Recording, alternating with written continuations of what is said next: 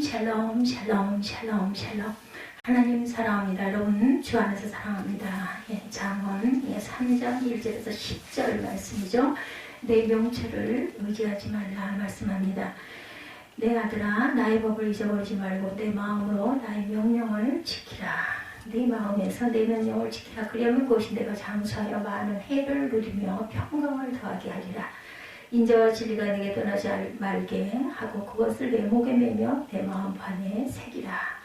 그리하면 내가 하나님과 사람 앞에 은총과 귀중히 여김을 받으리라.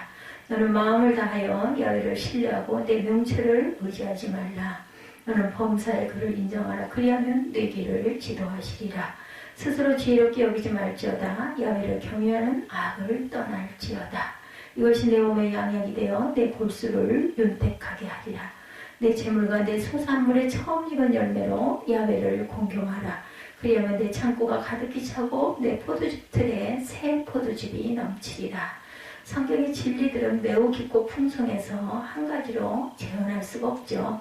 인간은 하나님과 그분에게 풍부함 중에 한 부분씩 나누어서 우리는 깨달아 갑니다. 전장에서 우리 2장에서 지혜가 주는 혜택들을 연속적으로 소개했던 솔로몬은 우리 3장에서 다른 방법으로 지혜와 혜택을 소개합니다. 즉 그것은 지혜가 가지는 측면들을 소개하면서 각각의 특성에서 나오는 혜택을 소개하고 있죠. 오늘 잠언 말씀을 통해서 하나님을 경외하는 자에게 주시는 복이 어떤 복인지 함께 은혜를 나누도록 하죠. 3장 오늘 보면 1절에서 10절에 하나님이 이렇게 명령하고 하나님이 이렇게 복을 주신다 하고 반복해서 5가지 명령과 5가지 복에 대한 말씀이 나와 있습니다. 우리가 신앙생활을 하면서 하나님을 경외하는 그런 생활을 할 때 하나님은 그 사람을 소중하게 여기시고 아껴주신다고 말라기 3장에서 증거하죠. 시편 112편에도 야훼를 경외하는 자에게는 후대가 강성하여지고 재물의 복을 주시고 영원히 흔들리지 않는 복을 주신다 이렇게 약속하십니다. 시편 128편의 말씀에도 보면 야훼를 경외하는 자에게는 그 가문이 축복의 가문이 되어간다는 것을 보게 되죠. 우리가 신앙생활 속에 야훼를 경외하는 신앙, 하나님을 사랑하고 또 하나님을 경외하는 그 신앙을 통해서 주어지는 그런 축복이 참으로 놀라운데 오늘 이 5가지 명령과 5가지 복을 저와 여러분의 마음판에 새기면 은혜가 될 것 같습니다. 첫 번째는 하나님의 명령을 지켜라. 1절, 3장 1절 말씀입니다. 내 아들아 나의 법을 잊어버리지 말고 내 마음으로 나의 명령을 지키라. 그리하면 그것이 내가 장수하여 많은 해를 누리며 평강을 더하게 하리라. 아멘. 나의 법을 잃어버리지 말라. 하나님의 말씀을, 하나님의 율법을, 하나님의 규례와 계명들을 잊어버리지 말고 내 마음으로 내 명령, 즉 하나님의 명령을 지켜라. 요한계시록 1장 3절 말씀에 보면 이 예언의 말씀을 읽는 자와 듣는 자가 그 가운데 거룩한 것을 지키는 자들이 복이 있다. 때가 가깝다 말씀하죠. 지키는 자들이 복이 있다 합니다. 우리가 말씀을 부지런히 읽는 것도 또 말씀을 듣는 것도 말씀을 듣고 알고 깨달아서 지키려는 데 목적이 있죠. 말씀을 지켜나갈 때 하나님을 경외하는 법이 되어진다는 거죠. 모든 하나님의 말씀은 하나님의 명령이고 하나님의 율법이고 법이고 하나님의 명령들이다. 그래서 그 약속 그 명령을 지키면 그러하면 그것이 내가 장수하여 많은 해를 누리게 하고 여기 많은 일하고 많은 해라고 하는 것은 많은 영광을 누리게 하며 평강을 더하게 하리라. 우리가 이 땅에서 살아가는 동안 하나님이 주시는 평안함이 저와 여러분의 삶 속에 넘쳐나시기를 주님의 이름으로 축복합니다. 세상을 살다 보면 얼마나 많은 염려나 근심 걱정이 생기는지 모릅니다. 그래서 밤을 뜬 눈으로 세우는 그런 경우들도 있고 근심이나 염려 가운데 참으로 고통 가운데 하루하루를 살아가는 사람들이 많이 있습니다. 주님은 이 땅에 오셔서 우리 모든 죄를 사하시고 구원해 주셨을 뿐만 아니라 우리 모든 성도들에게 평안을 끼치시고 선물을 주십니다. 우리가 하나님의 명령을 지켜 행할 때 하나님을 사랑하는 것이 되어지고 명령을 지켜 행할 때 하나님을 경외하는 것이 되어지고 그렇게 하나님을 경외하는 자에게는 장수와 평강을 더하게 하시죠.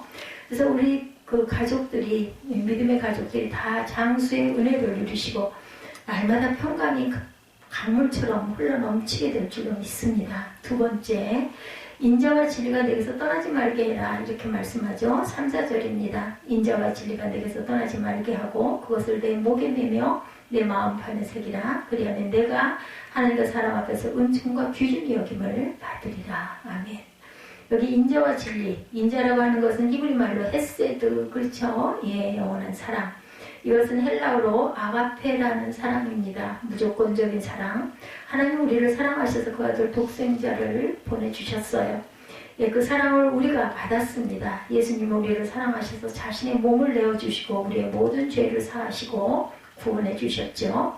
하나님의 사랑을 받는 우리가, 예수님의 사랑을 받는 우리가 늘 그 사랑 속에 거해야 하고 그 사랑을 실천하며 살라는 말씀인데, 우리가 그 사랑을 하나님께 올려드리고 그리고 모든 이웃들과 함께 살아가는 모든 사람들 가운데 인자를 베풀어서, 자비를 베풀어서, 긍휼을 베풀어서 우리가 사랑을 실천하며 살아가야 되겠다.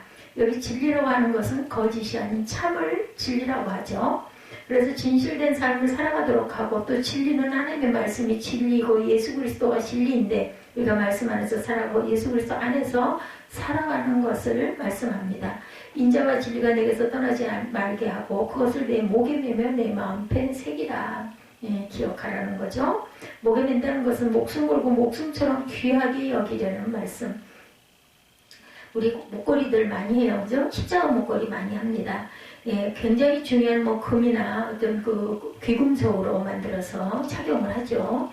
예, 특별히 목에 맨다는 것은 내가 목숨을 다하는 십자가를 사랑한다, 이런 뜻으로 십자가 목걸이를 많이 하죠. 주님을 사랑합니다. 그런 마음으로 목에 십자가 목걸이를 합니다. 목숨보다 더 주님을 사랑하겠습니다. 목숨보다 더 사랑하겠습니다 하는 고백으로 십자가 목걸이들을 합니다. 그렇게 우리가 그런 마음으로 살아가십시다. 어쨌든 인자와 진리를 내 목에 매라는 것은 목숨처럼 사랑하라는 거죠. 예, 우리가 목숨이 다해도 십자가는 남아있죠. 지금은 아파트가 번호키로 되어 있지만 전에 열쇠로 되어 있을 때 부모님들이 학교나 학원에 가면 열쇠가 있어야 돌아오죠. 그러면 그 열쇠를 아이들의 목에다가 걸어주었던 적이 있었어요. 그래서 그 아이들이 목에 열쇠를 걸고 다녔죠. 그 열쇠가 있어야 집에 들어갈 수가 있으니까. 예, 목에 맨다고 하는 것은 그만큼 소중하게 여긴다라는 거죠. 내 마음판에 새기라. 하나님께서 율법을 주실 때, 특별히 십계명을 주실 때 돌판에 새겨주셨죠. 근데 오늘 하나님의 말씀, 인자와 진리를 주시면서 마음판에 새겨라 말씀합니다. 이에 마음판에 새겨서 새겨넣어서 지워지지 않도록, 없어지지 않도록 외우고 기억하라는 거죠. 하나님께서 하나님과 사람 앞에 은총을 귀중히 여김을 받으리라. 이 복을 주시겠다는 거죠. 인자와 진리가 떠나지 않는 삶, 하나님의 사랑으로 사랑을 베풀고 진리 가운데 진실한 삶을 살아가는 그 삶 속에 하나님의 은총을 주신다라는 거죠. 사람들에게도 은총을 받습니다. 사람들이 그 사람을 귀중하게 여겨줍니다. 귀중하다라고 하는 것은 존귀하게 여겨준다라는 거죠. 하나님을 경외하는 방법이 바로 우리 삶이 인자와 진리로 살아가는 그러한 삶을 살아갈 때 이것이 하나님을 경외하는 방법이다. 세 번째, 우리가 하나님을 경외할 때 오직 여호와를 신뢰하라 말씀합니다. 5, 6절이죠. 너는 마음을 다해 야훼를 신뢰하고 내 명철을 의지하지 말라. 너는 범사에 그를 인정하라. 그리하면 내 길을 지도하시리라. 아멘. 야훼를 신뢰할 때 어떻게 신뢰하냐면 마음을 다해서 신뢰하라. 내 명철을 의지하지 말라. 범사에 그를 인정하라. 그리하면 내 길을 지도하시리라. 우리가 살아가면서 우리 자신을 의지하거나 나의 경험, 나의 지식 이런 부분들을 의지하는 경우들이 너무나 많습니다. 자신의 경험이 무엇보다 어떤 사람의 이야기보다 소중하게 여겨버리는 그런 경우도 있습니다. 그러나 우리가 경험하고 있었던 것, 알고 있었던 것, 조금 전에 보았던 것, 그게 다 다를 수가 있다는 거죠. 우리 자신을 의지할 것이 하나도 없습니다. 누가복음 5장에 베드로의 고백이 늘 우리 마음속에 생각이 납니다. 자신은 그 갈릴리 바다에 누구보다 고기 잡는 선수였어요. 그런데 밤이 맞도록 고기를 잡으려 했지만 고기를 잡지를 못하죠. 예수께서 깊은 곳에 가서 그물을 던지라 하니까 베드로의 고백은 그 고백이었습니다. 밤이 맞도록 수호에서나 얻은 것이 없습니다. 주의 말씀을 의지해서 그물을 내리겠나이다. 주의 말씀을 의지했더니 그물이 찢어지도록 고기를 잡게 되죠. 2배 가득 차게 됐어요. 우리의 고백이나 우리가 알고 있는 지식, 명체란 그것은 사실은 아무것도 아니라는 거죠. 우리는 전적으로 하나님을 의지해야 합니다. 우리 명체를 의지하지 말고 우리 지식을 의지하지 말고 오직 온전히 하나님을 의지합시다. 예, 우리가 어느 목사님의 얘기인데 교회 집사님이 아주 공부를 잘하는 딸아이가 있었다고 그래요. 그 딸이 항상 1등을 해요. 초등학교 때도 1등, 중학교 때도 1등, 고등학교 때도 1등. 얼마나 부모님이 기뻤겠습니까?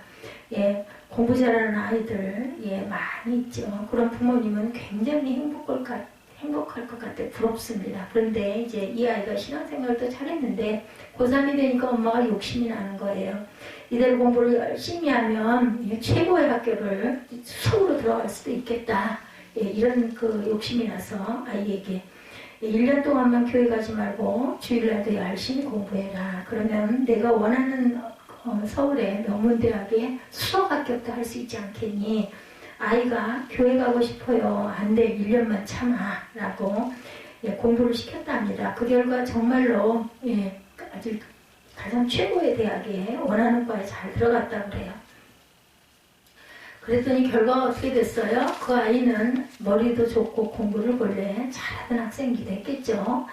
그 아이가 학교를 다니면서 항상 1등만 해왔는데 보니 자기보다 공부 잘하는 아이들이 너무 많은 거예요. 천재들만 모여있다는 거죠. 성적이 아무리 열심히 해도 올라가질 않습니다. 점점 성적이 떨어집니다. 그 아이가 점점 낙심하고 우울해지죠. 한 1년 학교를 다니다 그냥 우울증에 걸려버리고 맙니다. 그리고 어느 날 갑자기 극단적인 선택을 했어요.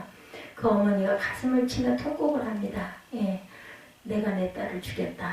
나 때문에 내 딸이 그렇게 됐다고 우리 자신이 알고 있는 지식, 명철, 경험 사실은 아무것도 아니라는 거죠. 돌아서면 잊게 되죠. 그래서 우리는 온 마음을 다 이 아이를 신뢰하고 범사의 글을 인정하고 하나님께 맡기고 우리 명철, 우리가 알고 있는 지식 아무것도 아니라는 것을 잊지 마십시다.